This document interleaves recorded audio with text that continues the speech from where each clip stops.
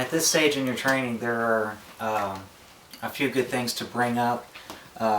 We need to start talking about tactics and what that means, strike selection, using gravity to your advantage, and technique modification. We'll start off with technique modification.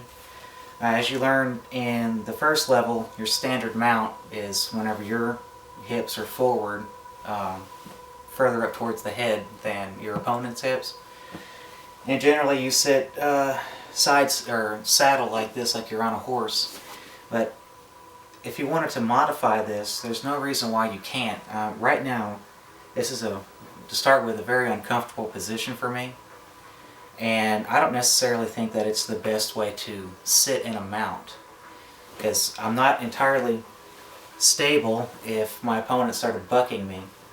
So I came up with, for me personally, to take this foot, stick it out here, and to take my right leg and just sling it out a little bit, and that gives me much more support. It also allows me to get up in a hurry if somebody else came in to this gentleman's rescue. I can get up much more quickly than if I have my feet trapped right here. So never be afraid to modify technique if you feel that there's a better way to fit you. We don't stand on tradition here at IMA, we do stand on principles. And getting the job done, that's one of those principles. Okay, moving on, we want to talk about tactics. Tactics are using specific skills to get a specific result in a given situation. Now, whenever you first learned about strikes, we weren't too worried about what kind of strike you used. We did the boxing series, we were hitting Bob, and basically you weren't going to get hurt. This is the first time where strike selection is going to be key, mostly because if you get down here, and of course this gentleman's not going to move, but in real life, the opponent you're sitting on, he could be flailing his head around a moving target, and the problem is you got this ground right here. So you may want to punch or feel the desire to punch, but I would recommend not doing that. Train a different way so that whenever you perform in the street or in the ring, you'll do it in a safer manner. What I'm talking about is hammer fists and palm heels as opposed to a fist. As a hammer fist, there's a lot of padding right here on your hand. If he was to miss his head, you would just hit the ground with the padding, and the same thing with the palm heel.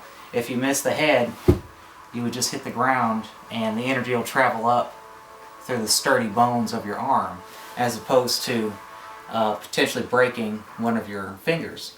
So that's why your first strikes in this position are the hammer fists and palm heels. I want you to learn those early, and hopefully those will be not the only ones that you use in this position, but it'll teach you not to use a clenched fist in this position, because there's a better way, and two, to start thinking about tactics and strike selection. So moving on to palm heels and hammer fists.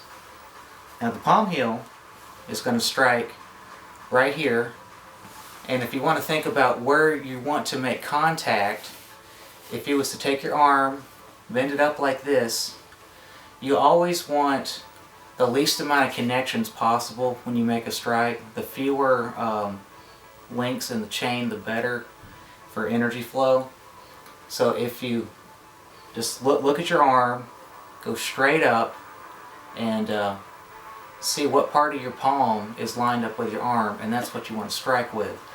You can come in here and you can go straight down for a crushing effect on the nose and cheekbones, or if you wanted to, you can come into the side like that and have a more concussive effect on the eardrums.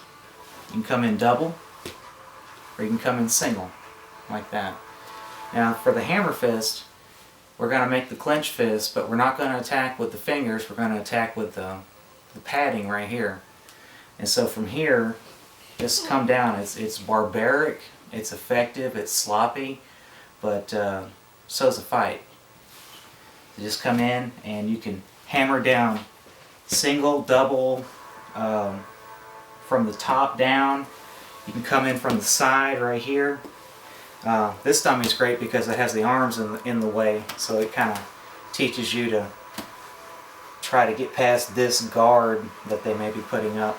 So you can just kind of fight your way past this. You can even come in and even though we haven't gotten into locks like this yet, you can just bend it down, and now you have a clear shot where you can come in.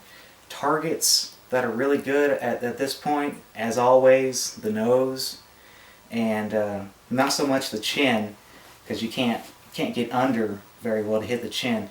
I would just come in with the hammer fist and I bash the nose. I come in, I bash the eyes. You can swing in and hit the ears right here, though you won't be able to generate as much energy as you would if you were standing. You can still rattle someone's cage pretty well and pummel them rather well. The other thing I wanted to talk about that's really good to show right here is that you have an unlimited amount of energy at your disposal. It's called gravity. Now, at this level, we won't get too in depth about gravity, but you always have it to give you an extra edge. Gravity will, anything that's falling, any falling body, will always accelerate or speed up at a rate of about 10 meters per second per second. And that's about 30 feet. So that means that the first second it's falling, it's going 30 miles per hour, or let's say it's going 30 miles per hour. And then at the second, or not miles per hour, 30 feet per second. And then at the end of the second,